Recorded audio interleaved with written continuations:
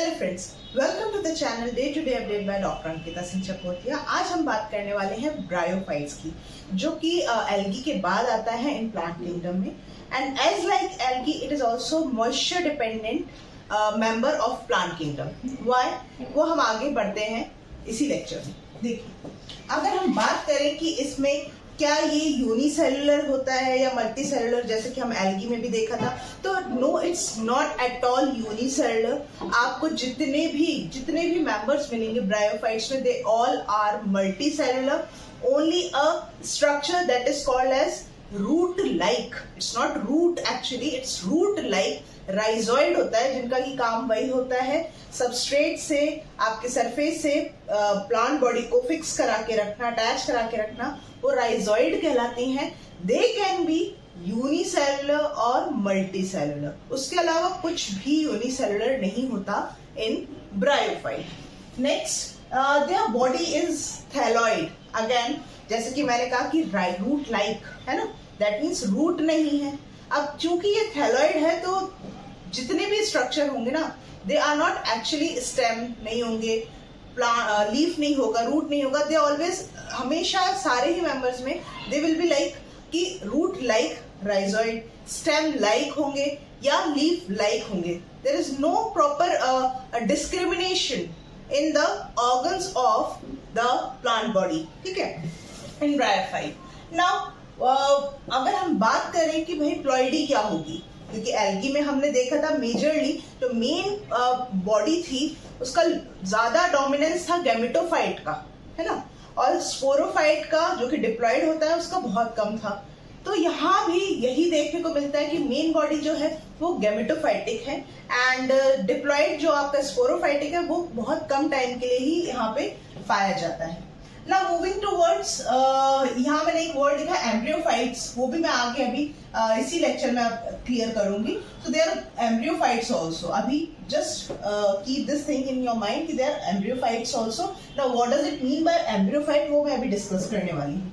अगर हम बात करें हैबिटेट की, हैबिटेट बिकॉज मैंने पहले ही कहा कि ये एल्गी की तरह मॉइस्चर डिपेंडेंट है, वाटर डिपेंडेंट है, तो ये कहाँ पाए जाएंगे? हमेशा मॉइस्ट, डैम्प, शेडी एरियाज में, इवन इन फ्रेश वाटर में भी, ठीक है। कंप्लीटली सबमर्ज, मतलब सबमर्ज नहीं होंगे, बट हाँ उनकी सतह पे जो भी वाटर बॉडी होगी उनकी सतह पे आपको ये देखने को मिल सकता है। But they can never be found in marine water, ठीक है, मराइन वाटर में नहीं पाए जा सकते हैं। सी शोर पे मे बी मिल जाए, लेकिन मराइन वाटर में नहीं पाए जाते हैं।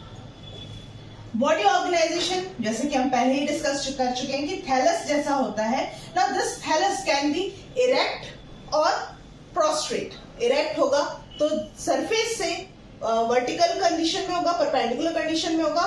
प्रोस्ट्रेट होगा तो पैरेलल होगा, और छोटी छोटी राइजोइड्स के थ्रू ये सरफेस से जुड़ा हुआ होगा इन ईदर कंडीशन, ठीक है। Now they are also atracheates. Now what does it mean by atracheates? That means इनमें ट्रेकिया नहीं होगा, दैट मीन्स इनमें दे आर नॉट ट्रेकिएट नहीं है। जो वेस्कुलर टिश्यूज होते हैं, जाइलम, फ्लोएम, वो ब्रायोफाइट में नहीं डेवलप हुए हैं अभी तक, ठीक है, एल्गी में भी नहीं थे, यहाँ भी नहीं है। Also they are embryophytes.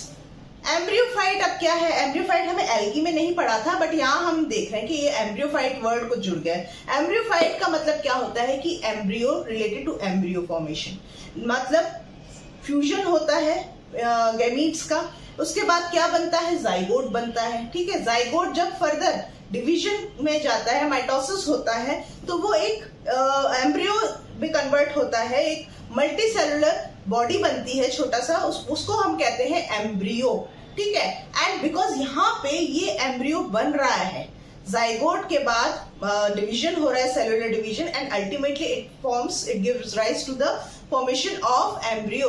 और ये एम्ब्रियो ऐसा नहीं है कि तुरंत ही मियोसिस होकर स्पोर्स बना ले, नहीं, ये एम्ब्रियो कुछ समय के लिए जो आपके गैमेटोफाइटिक बॉडी है, जो प्लांट की बॉडी है, उस पे रहता है, उसके अंदर रहता है और वहां से न्यूट्रिशन गेन करता रहता है। दैट्स व्हाई एम्ब्रियोफाइट इन्हें बोला जा रहा है, ठीक है ना। अल्टरेशन ऑफ जनरेशन की बात करें तो गैमेटोफाइट एंड स्पोरोफाइट का अल्टरेशन ऑफ जनरेशन बिल्कुल यहाँ भी देखने को मिलता है, लेकिन डोमिनेंस हमें गैमेटोफाइटिक गेमेटोफाइटिक कंडीशन का देखने को मिलता है in the plant body. Now reproduction की बात करें तो reproduction can be takes place via two method, asexually and sexually by spores. Asexually में क्या होगा, फ्रेगमेंटेशन होगा, it's a kind of vegetative propagation. Fragmentation होगा, फ्रेगमेंट कोई भी टूटेगा प्लांट बॉडी का, वो दोबारा से एक और नया प्लांट बॉडी बना सकता है। While in another case there is a formation of gemmae. मतलब क्या, ये गेमी क्या है, इट्स गेमी इज नथिंग, ये प्लांट बॉडी पे ही ना एक एक्स्ट्रा सेलुलर आउटग्रोथ होती है, कैन बी यूनिसेलुलर और अ कैलस, मतलब की मास ऑफ मल्टीपल सेल, ठीक है। इस तरह का एक ऊपर आउटग्रोथ हो जाएगी, जब वो फ्रेगमेंट वो अलग हो जाएगी और वो खुद से एक और दोबारा से एक नई जगह पे पूरा एक थैलस बना सकती है, ठीक। सेक्सुअली बिल्कुल वैसे ही जैसे कि अभी तक हम पढ़ते आ रहे हैं, गैमीट्स का फ्यूजन होगा and ultimately they give rise to the formation of sporophyte which is diploid in nature. This sporophyte undergoes in meiosis, reductional division, जिससे कि क्या बनेंगे, haploid spores बनेंगे, and these haploid spores are responsible for the formation of gametophyte. Ultimately जब भी germinate होंगे ये क्या बना देंगे, गैमेटोफाइट बना देंगे। तो इस तरह से रिप्रोडक्शन हमें ब्रायोफाइट्स में देखने को मिलता है। This is an overview of bryophytes. इसका डिटेल में हम एक एक करके इसकी क्लासेस के बारे में बात करेंगे और भी डिटेल में हम जाएंगे, इसकी क्या बेनिफिट्स हैं, क्यों इंपॉर्टेंट है ब्रायोफाइट्स या नहीं है इंपॉर्टेंट, ये सारा हम आने वाले लेक्चर्स में डिस्कस करेंगे। आई होप मेरा आज का लेक्चर अच्छा लगा हो। अगर अच्छा लगा हो तो please hit the like button, share this video with your friend